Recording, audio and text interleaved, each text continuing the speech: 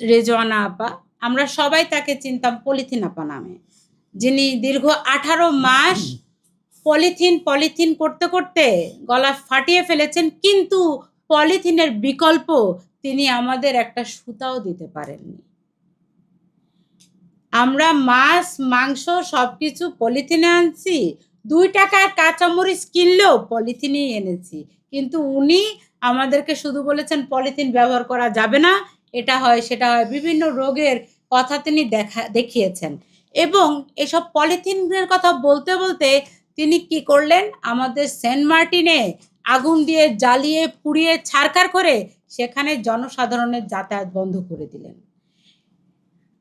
ইউনূস সরকারের আমলে আমাদের দেশে এই সেন্ট মার্টিনে জনসাধারণের যাওয়া বন্ধ করে দিয়ে তারা ওখানে বৈদেশিক ঘাঁটি বানানোর জন্য একটা পায়তারা করেছে।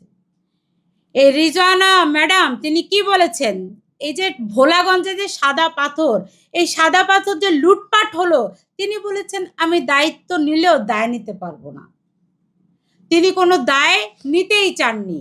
পাথর দেদারসে গিয়েছে এবং বেশিরভাগ সময় বিভিন্ন রকম পরিবেশের ক্ষতি হয়েছে, আর তিনি শুধু সংবাদ সম্মেলন করেছেন, সুযোগ পেলে বলেছেন আপনারা হর্ন বাজাবেন না, আর আমাদের পিছনে হর্ন বাজাতে বাজাতে আমাদের পুরা দেশটাতে হর্ন বাজিয়ে দিয়ে তিনি চলে গিয়েছেন।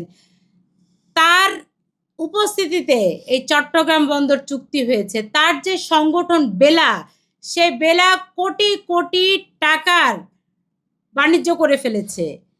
তিনি গুলশানের মতো জায়গায় জমি দখলের সাথেও জড়িত ছিলেন। মানুষ বলে আপনি যদি কিছু না করেন তাহলে মানুষ কখনো কি করবে না, আপনার নামে কথা বলতে যাবে না।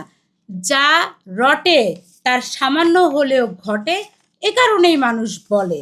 এখন আমরা বলবো এই যে উপদেষ্টা পলিথিন আপা, তাকে এখন ধরে একটু প্রশ্ন করা হোক, উনি যে আমাদের এত যন্ত্রণা দিয়েছেন, সেই যন্ত্রণা কেন দিয়েছেন?